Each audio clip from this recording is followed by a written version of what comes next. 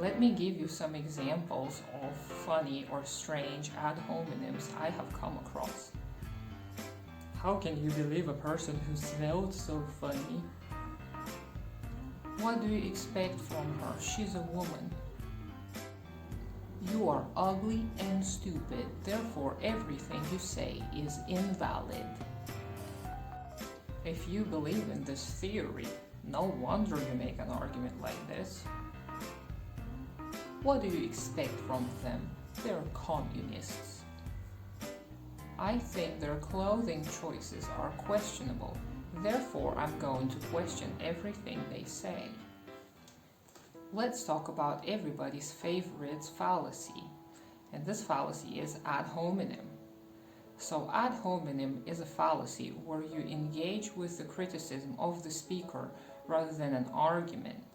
So for example, you may criticize the speaker's beliefs, principles, or even their personal character or appearance.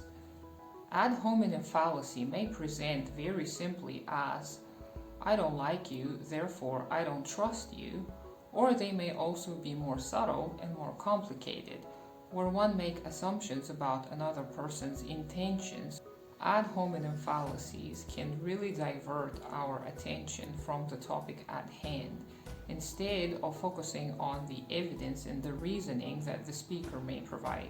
We tend to focus on the personality and the presentation that the speaker may choose to share.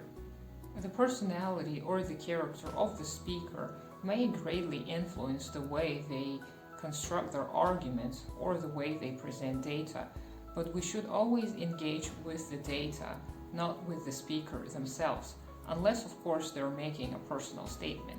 And then personal statements is usually something we don't discuss because it's usually none of our business.